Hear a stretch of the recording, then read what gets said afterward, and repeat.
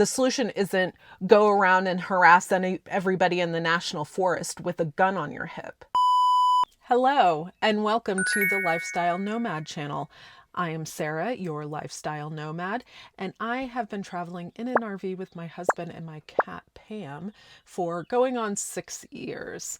On this channel, we investigate everything car life, van life, bus life, RV life, tent life, all the interesting opinions and assumptions that people have about those of us that choose vehicle residency as a way of life.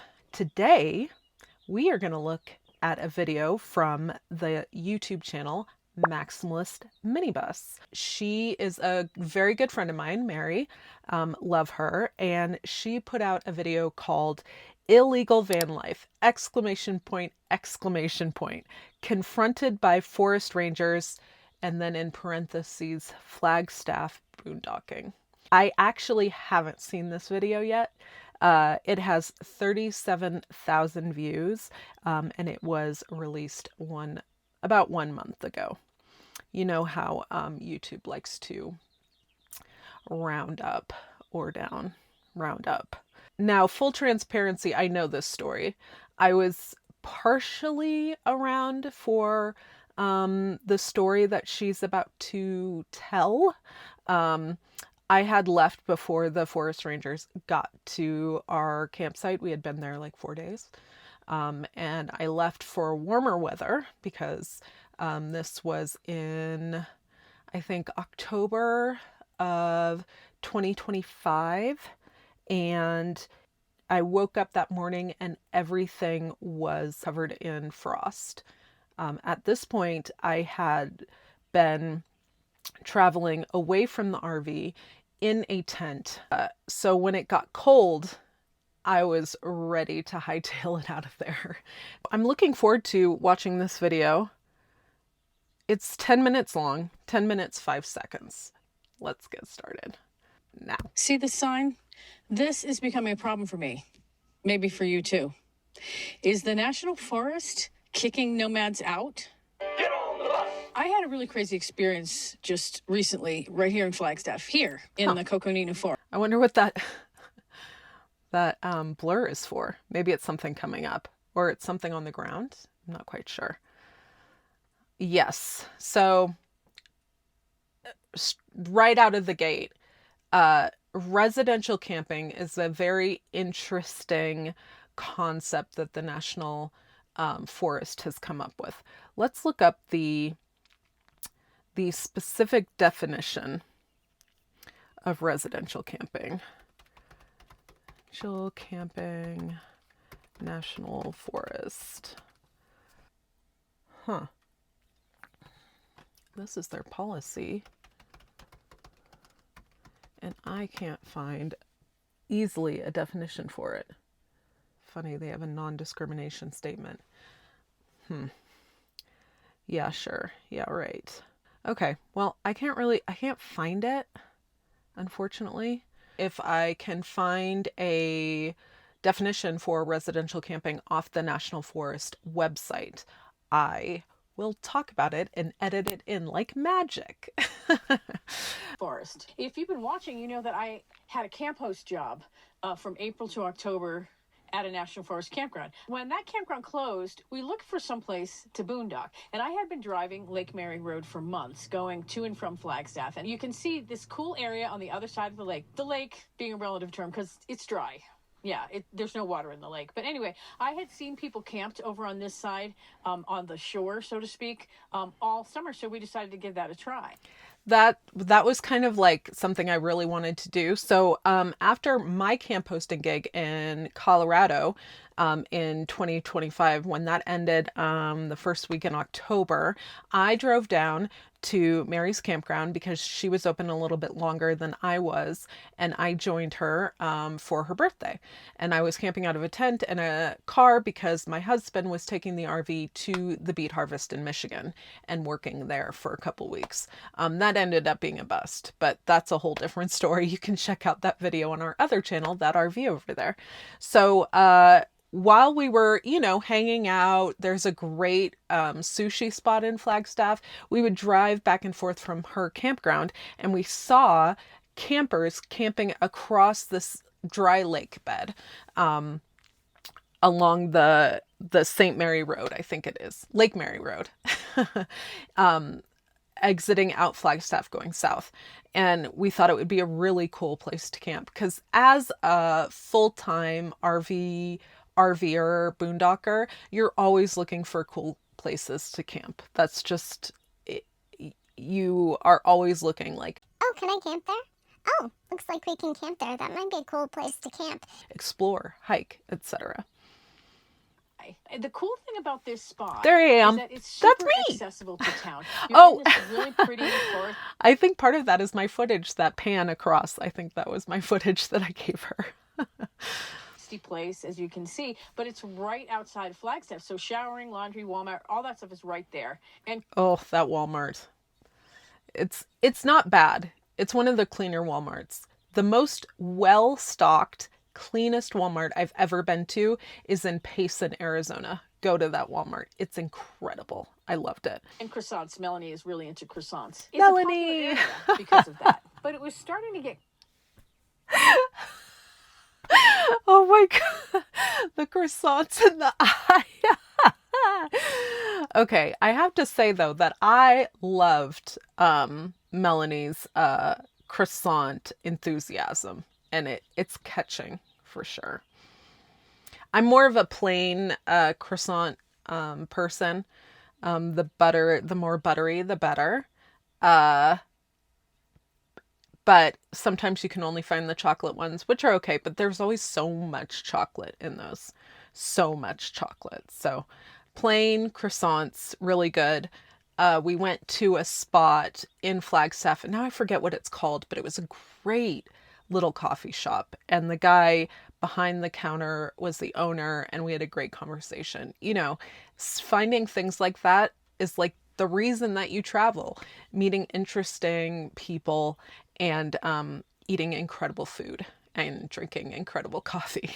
Okay. Cold, and we all had different places we needed to go, so we were getting ready to take off. I went into town to do some... Here, I'll back this up a little bit. Laundry, Walmart, all that stuff is right there. And croissants. Melanie is really into croissants. It's a popular area because of that. But it was starting to get cold, and we all had different places we needed to go, so we were getting ready to take off. I went into town to do some errands. As I was driving back from town, I passed 2 sheriff cars and a Forest Service law enforcement car pulled over. And I waved to them when I passed. I didn't think a lot about it. When I got back to camp, I started joking with Sarah. I wonder if they waved back. I think when I exited, I might have waved to them, and they may have waved back, but they may not have. I can't remember. Packing up her tent at that point, and I started joking, oh, the cops are coming for you. Pretty soon, though, that wasn't going to be a joke. Sarah finished packing up, and she started driving out, and about a minute later... Just so you know, packing up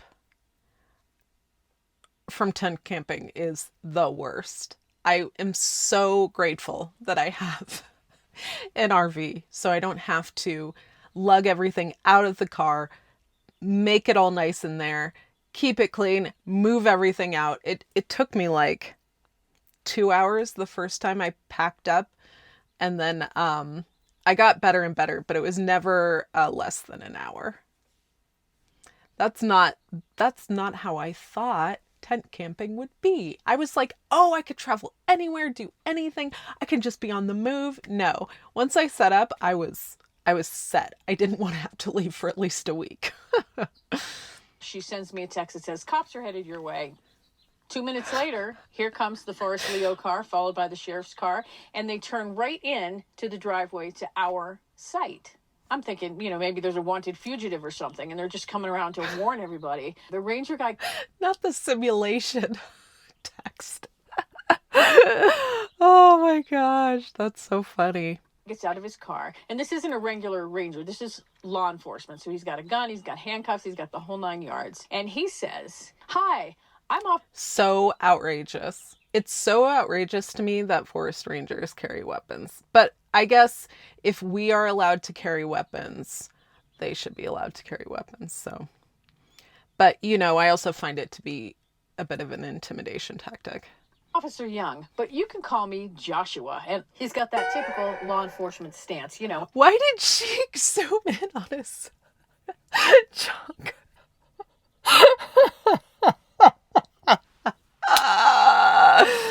I'm sure that is not what she meant, but that is hilarious. That is freaking hilarious. Oh my God. Okay. I'm very amused by this video, much more than I thought I would be. This is excellent. Oh my gosh. Oh, this is so funny. Continue. Hand near the gun, not quite on it, but near. And then he goes on, I'm just out here today to have an honest conversation with everybody out here, and I hope you will be honest with me, okay? Can you do that? And then he pauses, waiting for us to answer, like it's not a rhetorical question. We have... What a ridiculous thing to open with American citizens on public land, recreating on public land. Are you serious? People always say that, well, I won't go there, but that's a ridiculous statement to approach people with. What kind of response are you expecting? And are you escalating a situation that doesn't need to be escalated at that point? Cut the bullshit. To say yes, we will be honest. Then he continues, I know there hasn't been any enforcement out here, but I just talked to the guy next to you and he was totally honest with me. He told me that he had been out here for months. I just want to have the same honest conversation with you because I already know, because I've already gotten complaints that you've been out here for months. No, we hadn't been out there for months. We had been out there for like 4 days. The allowable time for you to stay on that particular area in National Forest is 14 days. So we know he's lying already out the gate. And law enforcement can lie to you.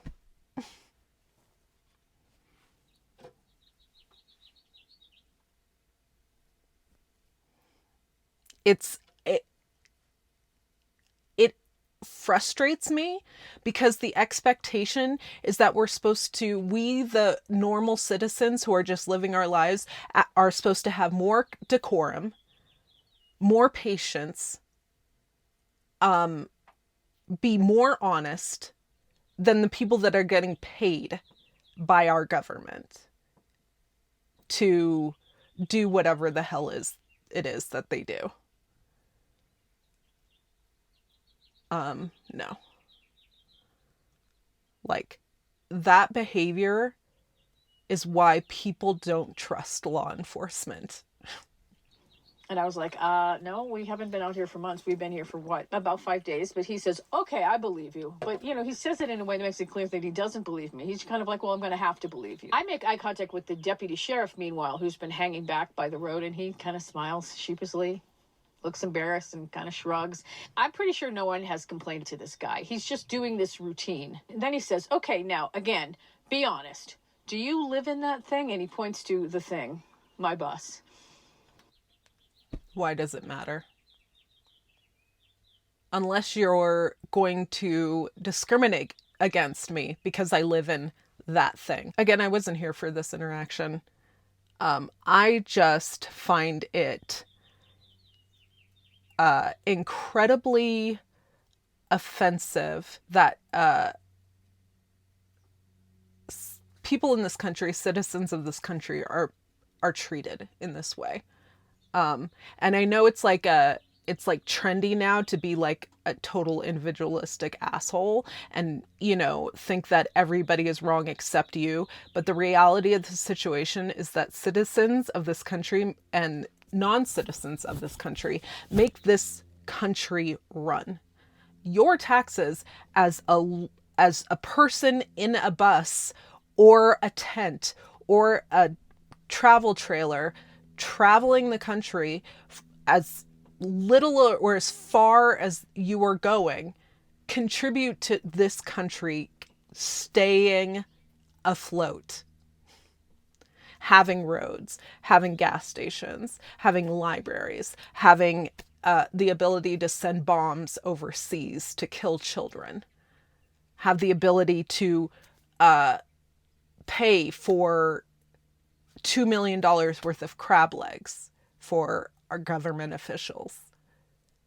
We pay that. Billionaires don't pay that. They don't pay anything. Their effective tax rate is lower than people who make minimum wage in some cases. So to have the burden of providing for this country and its oligarchy on the backs of regular folks and then be treated like this makes me extremely upset. Extremely upset. Put some respect on our names. There are people out here in vehicles who have worked for 65 years, 50 years, built railroads, built buildings, built roads, provided food for communities, provided housing for people in these communities. Everybody on the road has paid their fair share and then some. Blood, sweat, and tears. So to come at people as if they have not contributed anything to society is a huge misunderstanding of the situation in this country. If you think people on public land that live full-time in their vehicles are somehow shirking their responsibility as citizens of this country, you have a poor understanding of how economy works in this country. Everybody contributes in this country except the mega rich. Everybody. If the 99% stopped paying taxes, the country would grind to a halt. I really like the comments on this video, because it got so many views, were a mixed bag. But Mary sent me some of the worst, and there's one I cannot even read. And I will not read because of the derogatory language around trans people and lesbians. Like, people get so angry at the idea that others are not contributing and benefiting from something in this country. But the reality is your anger is misplaced. Billionaires are robbing you, and not even blind. I can't even say blind. They're robbing you right in front of your face, and you're turning around and blaming the people that have paid their taxes faithfully for years. Like, I don't know what kind of cult crazy mindset you are under, but wake up. The people in the national forest are not the ones that are the problem.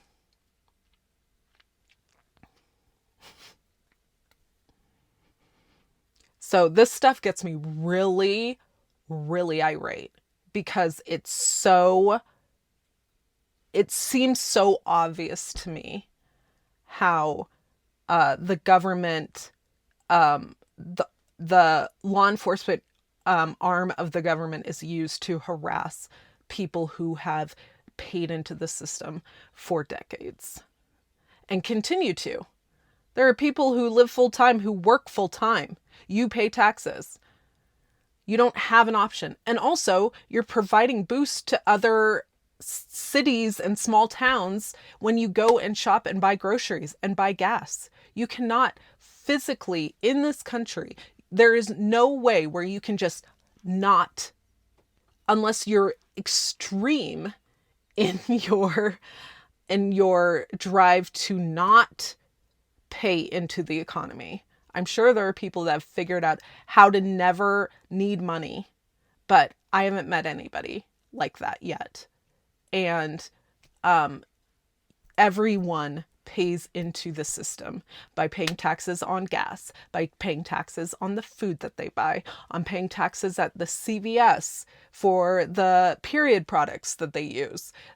Everything that you do, when you dump trash, if it's not free, you're paying for that. There's in Flagstaff, to go to a transfer station, you have to pay $2. I paid that. I paid into the Flagstaff economy and continue to by going to Walmart, by going out to eat, by going and seeing the attractions there. I gave a lot of money to the economy in Flagstaff, but people don't want to look at it that way. Okay.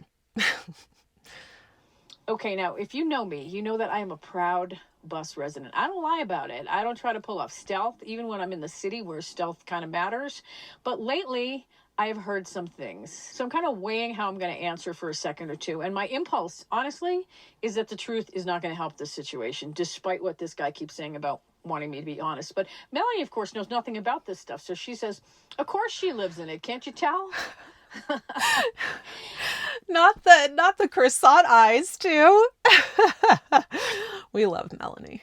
And so then Joshua launches into the residential camping thing. See, the Forest Service has declared that the forest is open to recreational camping, but not residential camping. And I think we all know why. We've probably all seen people sprawled out, tons of stuff around them, occupying a spot pretty much all season. And that's what they're trying to prevent. But there's already... Yes. You should not overstay. You should not trash the national forest.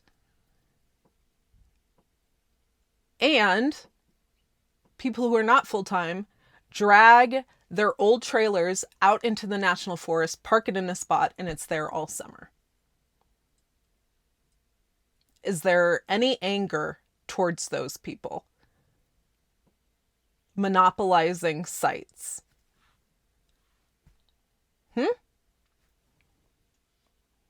I don't hear that a lot. I hear a lot about full-timers, these camping, these boondocking areas are monopolized by full-timers, and the weekenders don't have a space to go. But I have been in several national forests where I'm like, nobody's at that. Where is the person at that RV site? There's an RV park there, nothing around it, no signs of life. Nobody is living in that full time because there's no signs of life. Where are they? For days, weeks. So, and also, boondocking is first come, first serve. Sorry. There has been plenty of times I've gone into a national forest or BLM and there wasn't really a spot available for me. And you know what I did? I turned around and looked for another place.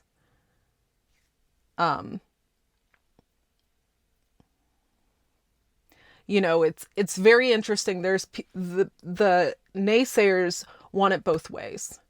They want that individualistic mindset where like, well, all that matters is me and my time on my 2 weeks off a year. But also, I want other people not to utilize this space so I can have my 2 weeks off a year in the spot that I like. So, which is it?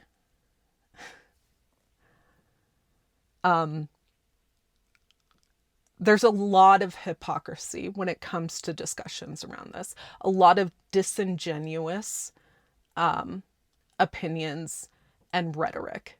And that's exactly what it is. It's disingenuous.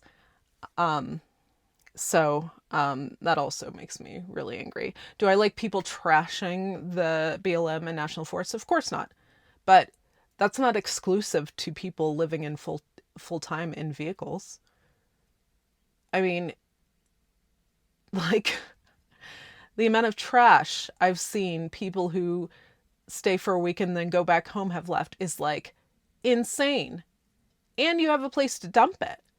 I don't have a place to dump trash, but I do carry it around until I find a place to dump my trash that's not in the freaking forest.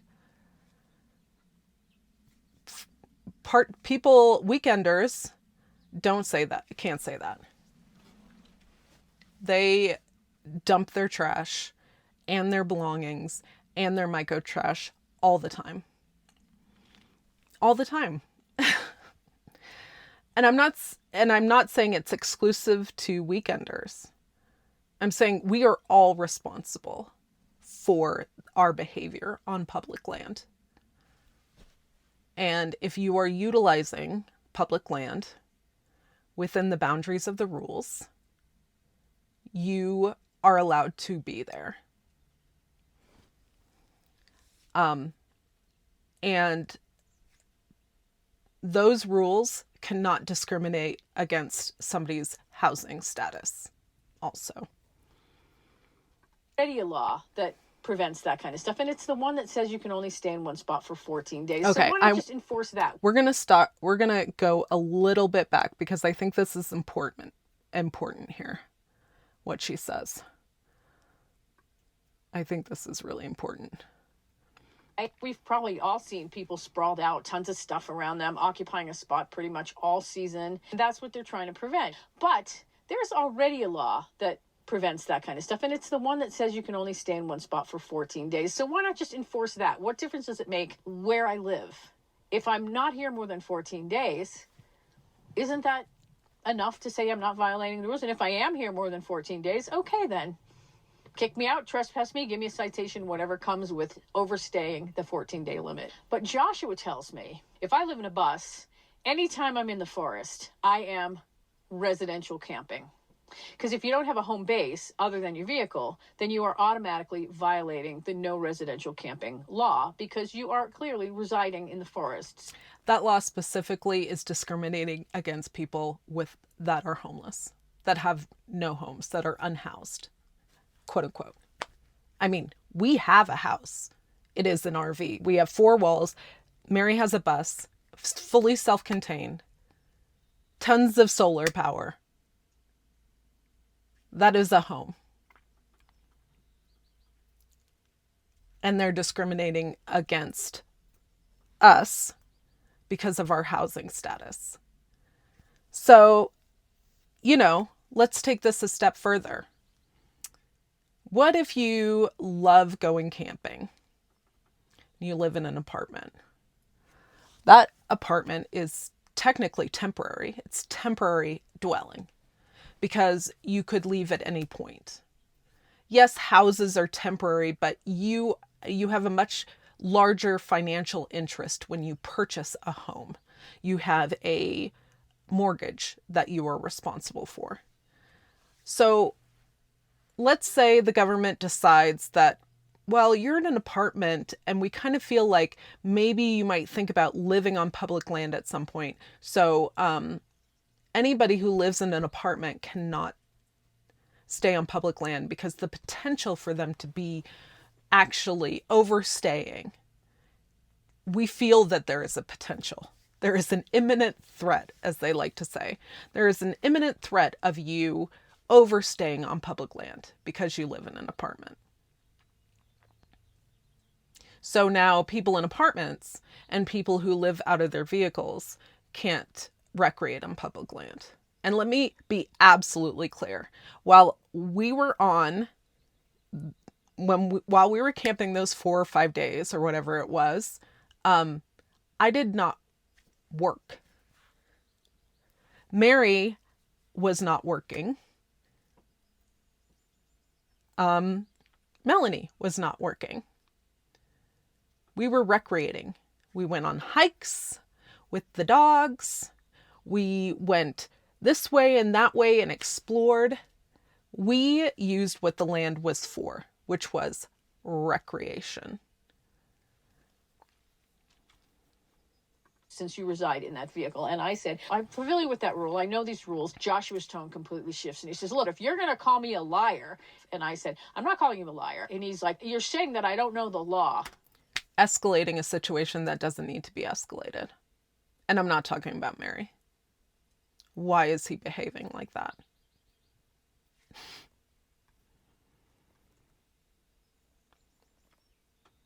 Why? No, I'm not. I'm just saying that I also know the law. And who's calling who a liar? At this point, my eyes go to the gun and the handcuffs and all that stuff. And I just decided. By the way, who has the gun and the handcuffs in this situation?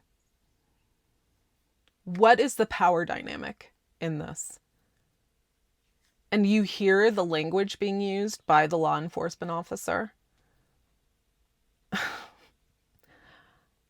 How are you not sick of this already? Haven't we seen video after video after video after body cam footage of interactions like this? It's better for me to walk away because I'm getting pissed. You know, I might say something that gets those handcuffs put on me if I stand here for too much longer. Melanie keeps chatting with them. And I hear her say something about 14 days, but Joshua says, oh, no, we're past that now, though, because you're residential. As you can see, I have my glasses on. I am in research Sarah mode. And I did look up some things off camera regarding residential camping. So this first one is order number 0403328, United States Department of Agriculture Forest Service, but it's specifically for the Bridger-Teton National Forest. And it is, the title is Occupancy and Use, and it has a bunch of definitions, everything like that. So what I found interesting here is if you do, Control F, right, for residential camping, you get one instance. And so it says purpose. This limit of stay restriction is necessary to reduce displacement of other forest visitors desiring to utilize a particular area by reducing the opportunity for one visitor or group of visitors from monopolizing a campsite for long periods of time in excess of 14 days. It also reduces the environmental impacts associated with long-term established camps and to help reduce the incidents related to unauthorized residential camping.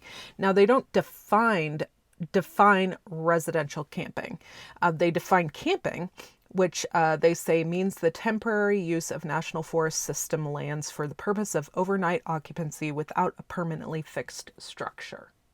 And if you have a link to it, I'd love to see like actual physical hard law around residential camping, because I could not find it. But what I did find was a definition of residential camping that relates to the Bureau of Land Management, which I found very interesting. So this one, and this is specific to an area too. So this is Glenwood Springs Resource Area Occupancy and Recreational Use Restrictions. Agency, Bureau of Land Management, Department of the Interior. Action, Notice of Use Restrictions. Now here are the definitions. 1. Camping, quote unquote, means overnight stays or lodging in a tent, bivouac, sleeping bag, motor vehicle, motorhome, travel trailer, or other temporary means of shelter. Or overnight occupancy by any equipment or vehicles used for such purpose. All right, so like car camping. 2, recreational camping, quote unquote, means camping in connection with or during an outing or vacation by persons engaged in or pursuing recreational tourism and leisure activities such as hunting, fishing, boating, hiking, bicycling, sightseeing, and the like. 3, residential camping means camping or setting up temporary living quarters in connection with or during employment or while seeking employment in the area or vicinity. I mean, that's very specific. You have to be working in the area or seeking an employment in the area or vicinity to be residential camping. In terms of this BLM definition. I find that very, very interesting. Are you saying that because I live in my vehicle, I'm not allowed to recreate? We were hiking, we were having campfires, we were doing all the stuff that recreational campers do. Why do people even live in vehicles anyway? Sometimes it's because it's the best economic choice for them or even the only one. But also, people live in their vehicles because they want to. And why do they want to? They want to enjoy the recreational opportunities this country offers. They want to be... That we pay for, by the way. My tax dollars that I pay out of each paycheck, I don't even get an option to keep that money and maybe give it to the government. It is taken out, whether I like it or not. All my tax dollars go to having availability to public land. Why am I being harassed about this? Because of my living status. It's mind-boggling to me, because this is not the problem. If overstaying is a problem, then find a solution for it. Which is have a rule that says you can't stay past 14 days.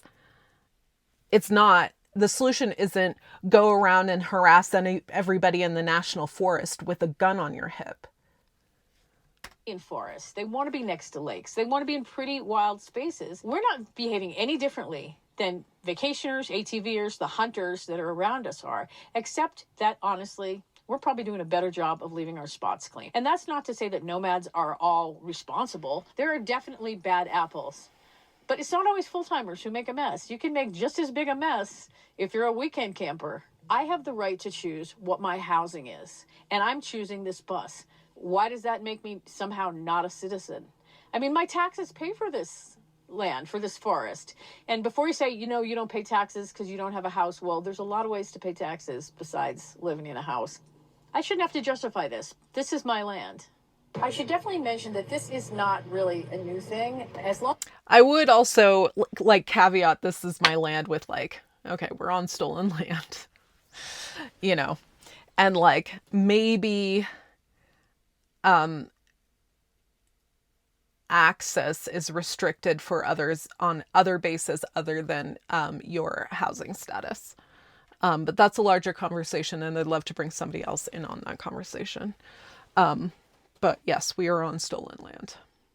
As long as I can remember, there's been that contrast between residential camping and recreational camping in the rules of the National Forest. But it's really just how you interpret that, right? And also how you enforce it. What I always assumed it meant was, you can't erect a permanent structure, you can't plant a lawn, you can't use the physical address of the forest for your... That is my assumption of what residential camping means to me as well. You are treating the camp or treating the forest as a residence. But when I live in a vehicle and I'm on public land, I am recreating. It is not my residential address. I'm not doing residential things like erecting, like she said, erecting, structures or planting a lawn or planting, flowers or, doing any of the things that you would consider residential, like homesteading. I'm not homesteading. I'm camping and recreating on public land because that's what it's there for. Mail, registering your car, voting. You can't put up a no trespassing sign. But that is all very, very different from saying that just because I don't have a fixed address that I am never considered to be a recreational camper. Honestly, I don't see anything in those rules. I really don't. That says you are automatically residential. I did find something on one national forest site that specifically says that you can't park in the forest while you're looking for a job and you can't commute to a job. And the ironic thing is that I just finished working for the National Forest. I mean, for a company that's hired by the National Forest to run its campgrounds. This is super important, and I really want people to understand what she's saying here. Like I said before, I came down to where Mary was camp hosting in her bus. They hired her specifically because she has a self-contained vehicle and she is available for the time that they need her for to live in the National Forest campground and help maintain that campground. Check-in campers, right? Be a host. Please, let's listen to this, really, because this is really important. And the ironic thing is that I just finished working for the National Forest. I mean, for a company that's hired by the National Forest to run its campgrounds. I have to live in my vehicle to do that job. The camp host is expected to live on the premises, and there's no shelter for us to live in. So we have to be contained in our own vehicles. But then 3 days after the job's over, right up the road, I'm illegal. That's outrageous. That should make you super angry. I don't know how it doesn't. I don't understand how that nuance is missed, especially by people watching this video, unless they only watch like the first 2 seconds, which I'm sure there are people that do that and comment and have very big opinions about a video they didn't even watch. It's the internet, right? But like, that is key to this whole discussion. Everyone I know that works as a camp host in a campground is a full-time vehicle resident working for the National Forest. But when you want to recreate on public land, you're not good enough? Like, that's it. I can't even say it better than what Mary said it, how Mary said it. That's it. That is the whole freaking point.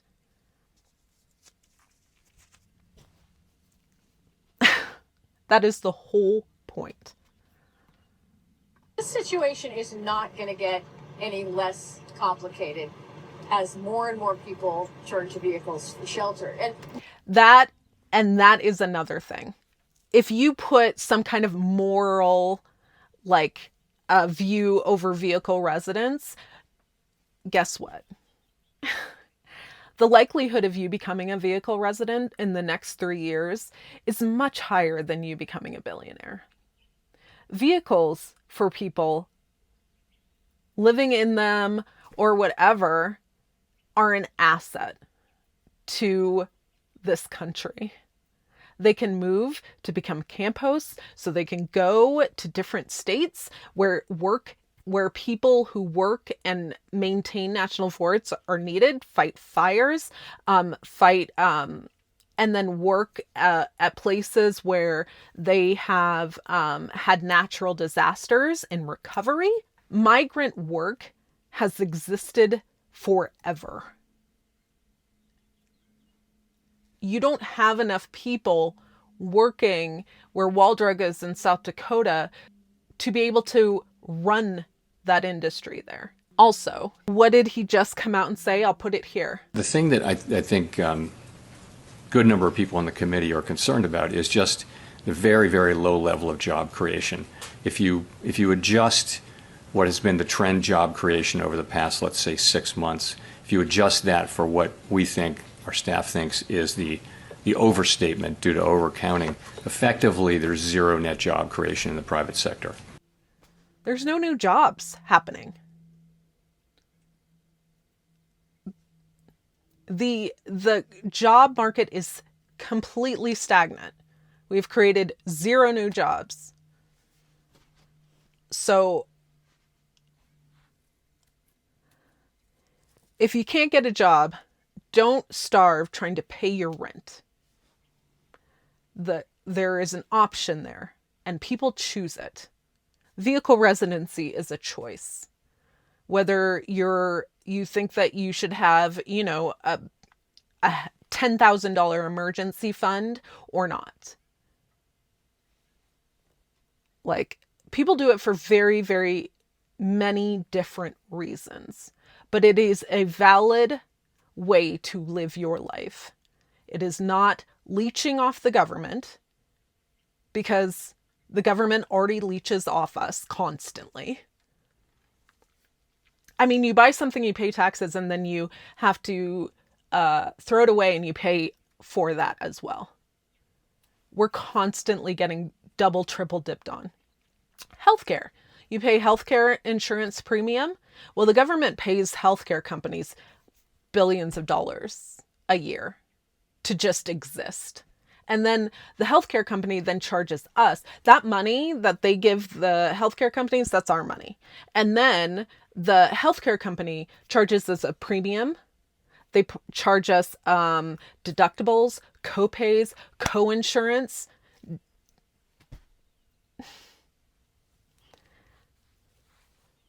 We are being, our labor and money is being extracted from us at an alarming rate. My point is to say that if you get angry about vehicle residency, you are not seeing the bigger picture. But you will see it. You will. Because it's not slowing down. More and more people are. Let's not be naive about it. They are. And that's because the cost to rent an apartment or to own a house has become astronomical. As more and more people live this way, this is going to get increasingly problematic. I mean, and I'm not saying it's an easy answer, because thousands more people in the forest is definitely going to have an impact on the environment. It will. I get it. There's a need to protect the forest, but everybody needs somewhere to be, and everybody has the right to choose how they live, even if it's in this thing, my bus. Ryder and I are getting ready to leave this campsite that we. I mean, I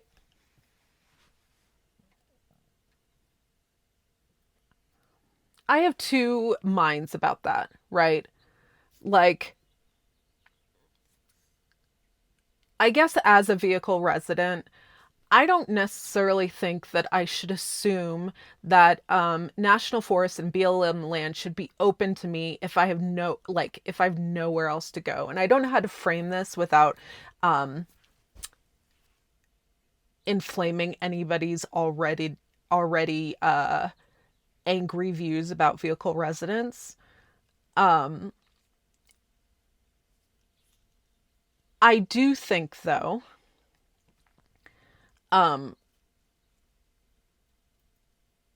public land is open to the public, and it should be open to the public regardless of your housing status, regardless of your sexual orientation, regardless of your gender identity, regardless if you have a disability or not, regardless of all the things that make us different and unique and amazing. I just want people to think about how discriminating against somebody you don't like could very much turn to discriminating against you. If they start claiming that in order for you to be recreationally camping, you need to be hiking, what if you can't hike? I see the bigger picture here. They can narrow the scope of what these definitions mean, because as you could see, it was incredibly hard to find a definition for recreational camping. And clearly the definition can be moved and changed based on what law enforcement officer you are speaking to. This is straight up discrimination. I think everybody should be concerned when the government starts limiting your rights to public spaces. Everyone, and I don't care if you're not a full-time RV or van life or whatever, or not, the eroding of your constitutional rights is everybody's problem. It's everybody's concern because it will happen to you. I don't care if you don't think that you feel it now. It will absolutely, if you allow them to erode rights of others, they will use that to take yours away as well, in whatever aspect they see fit. We've been in for, I think three days maybe, up here in Williams. And now we're headed back down to Flagstaff. It's just easier to do laundry, shower, all that stuff there, because Williams is beautiful, but it's a pretty small town. But if you look at this campsite that we've been in, I think you will see that it's clean. It's very clean. Not only did we not leave any trash, we picked up all the trash that the people before us left. Well, not all. We picked up most of the trash here, but somebody actually took it looks like an RV air conditioner or something that they uninstalled and left here behind a log. And I don't have the means to really cart that out. I have nowhere to put it, whatever. So unfortunately, I have to leave that here. And unfortunately, that is going to reflect poorly on us residential campers, even though there's no way to know if that was left by somebody just, out for the weekend or whatever. Don't do stuff like that. There's no way to know, but we will get the blame for it, I'm sure. But in terms of the smaller trash, which there was plenty of, we've picked it all up, which is what's so frustrating about getting told that we're, not fit to recreate in our nation's national forests. Melanie's already gone to Flagstaff, and she just messaged me that she's in the same spot where we got banned for being resident. Melanie is so sassy. I love it. I love that.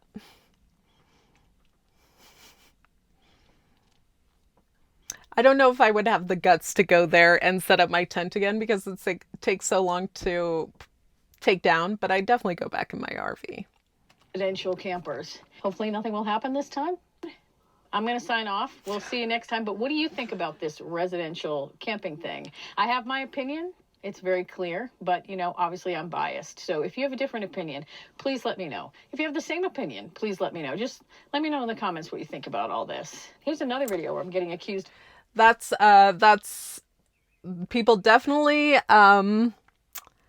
let her know what their opinions were. There are 1,311 comments. Let's see what we got here. Your residence is on your driver's license is the correct answer. Never get too technical. The less said, the better. And then somebody responded and said, my driver's license just says general delivery in the town I spend most of my time in. They let you do that in Florida if you tell the DMV that you don't have a home. It doesn't help with all the other things you need a physical address for, but at least you can renew your driver's license. And then somebody responds, how is the overnight parking situation in Florida these days? And they responded, I don't really know because I always stay in the same place where the police and other people are used to seeing me. I'm in an unincorporated area that is county jurisdiction. Town cops tend to be less friendly than county cops. There's a lot of people that seem very up in arms about not saying anything. I don't know. What do you think? Would you have told them that you live full-time? I mean, I do have a home base, but I'm in this 90% of the time. Oh, here's an interesting one. As someone who lives right next to tons of public land and state parks, the people ruined it. They illegally hunt and leave carcasses all over. Doesn't seem like full-timers to me. I don't know a lot of full-timers who hunt. Trash like you wouldn't believe. I mean, it looks like they lost their home and emptied an entire storage unit in the forest. It sounds like maybe it's somebody who emptied a storage unit. It's scary to even go off-roading or hiking around these people. Half of them look drugged out.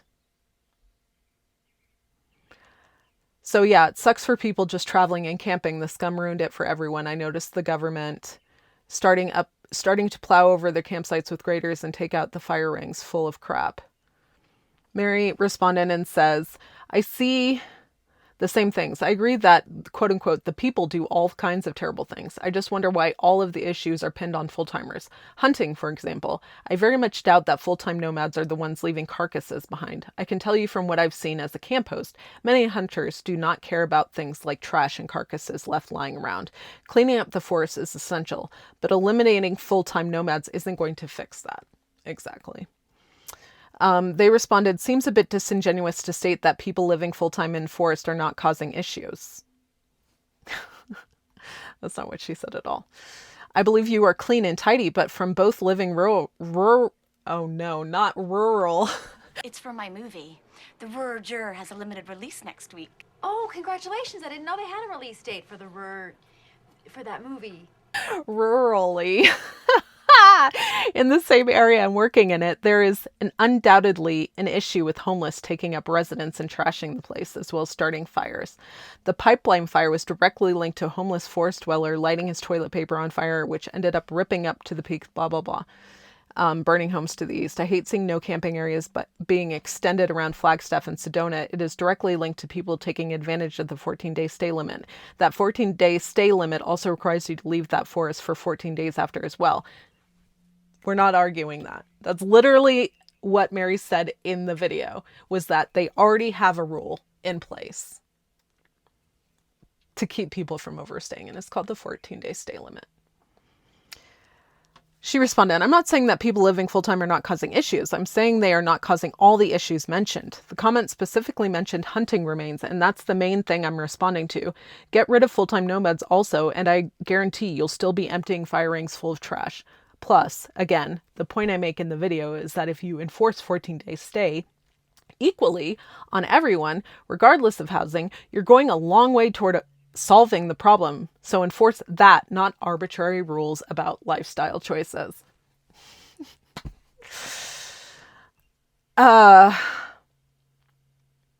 I would argue a majority of people living in the forest are not full-time nomads and are mentally unstable homeless people. Okay, well, that ends their argument for me, because you don't know that. And also, there are plenty of mentally unstable people living in apartments and houses. So I don't know if Mary mentioned this in the video. I don't think she did, but there were several people along the road camping in the pull-offs, and they stopped at everyone. Right, like Joshua had mentioned that he stopped at the person before it, where that was camping ahead of us. That person did not get a ticket for being there months. He was honest, told the cop that he lived in his vehicle and had been there for months. He did not get a ticket, and he did not get kicked out. So what was the point of this whole thing? I met a guy who is living out of his car I met him in Payson, actually. He moved down from Flagstaff to Payson.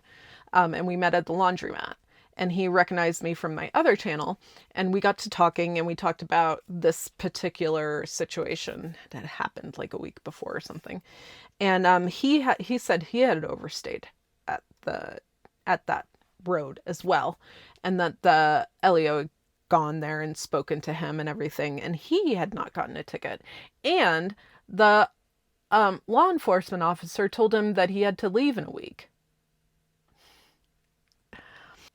I do think that that is a very compassionate way of dealing with people who overstay, who clearly are either trying to find work or not move around so much so that they can save money on gas. I get the reasons, and I appreciate that the law enforcement officer allowed them to stay a week and then they had to vacate or whatever. I didn't see that conversation happening, and I don't really know that person, but I would also say that nobody got a ticket. And without a ticket, you can't challenge it in court. That is a very specific choice by the law enforcement officer, not to ticket anybody. Because honestly, Mary and I talked about it afterwards, and I was like, I would have asked for the ticket. think it's like $500 or something. I don't know what it is. But I would have asked for the ticket and looked to find somebody to take up that case and fight the definition of residential camping. But you need a court date. You need documentation, right? And I think it's very interesting that they did not do that to anybody. At least not that I know of. I didn't talk to everybody there. Oh, where was I? And also I don't have my glasses because the ring light glare is too is crazy when I wear my glasses. So now you're gonna see me squint to see where I was. Okay. The group I volunteer with, the National Vehicle Residency Coalition, works toward the goal of making sure everyone, part-time or full-time, voluntary or not, has some place they can legally be.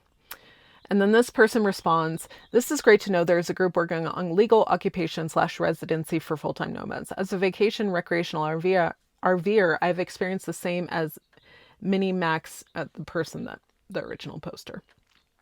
While I'm envious of the freedom that is displayed by nomads, it is hard to do in this world today. As for those who disrespect the land and the ability to use it, with the trash and just the taking advantage of the free space, it is hard to just say use is as you wish. I literally read that as it's written. I think they meant use as you wish, which affects all of us. It would be nice to have clarification of where these residential bans are if it now includes all BLM NFS land. Okay. And then Mary responded, I want to point out that the NVRC is not just working for full-timers. We advocate for the right of people who live for any amount of time in vehicles, which includes snowbirds, weekenders, and other part-timers. Very true. Because there are a lot of assumptions in these comments. The assumptions being that the people that, when you go to find camping and you can't find camping, they must all be full-time nomads. That's a total assumption that these people are making. They have no freaking idea. Are they going to talk to every single person in the national forest? No, they're not. They're making all these assumptions. They're making assumptions about who is dumping the trash and why national forest is being restricted, and a lot of assumptions, and finding a scapegoat and just deciding that that is who is responsible, which is not a good place to start a discussion. There are laws going into effect all over the country that make it illegal to be in many places in RVs and make it illegal to even take a nap in your vehicle. These things affect all of us. I don't think we should be saying use it as you wish. Oh, I get it. The person didn't type it wrong. I read it wrong. I think there should be rules that are enforced against the people actually doing the criminal behavior, not against everyone else who isn't. Yes. This person said, I would like to hear the ranger side of this contact. I lived off-grid on my property a couple of miles from where this occurred, and trash in our forest is a major problem. Forest fires are a reality here and also very difficult to identify homeless versus nomad. We support law enforcement and healthy forests. I also support law enforcement, Mary says, and healthy forests, but my campsite was spotless and I had been there 5 days. Even if my rig does give off quote-unquote vagabond vibes, I don't know what difference that should make. Thanks for watching anyway. And somebody responded, I like your vest, which is sweet. This person responded to the original poster. It's also very difficult to identify homeless versus nomads. So they're re-quoting their comment here. And then they responded, that's because nomads are homeless under the technical legal HUD definition, an individual or family who lacks a fixed, regular, or adequate nighttime residence. Nomads may not be indigent, but they are homeless by HUD definition. I would be really careful using a HUD definition for in this discussion. A HUD is a institution that has a job to do, and they have definitions that aren't necessarily something that you can transfer to real world situations. It's like, tech companies having their own language, you know.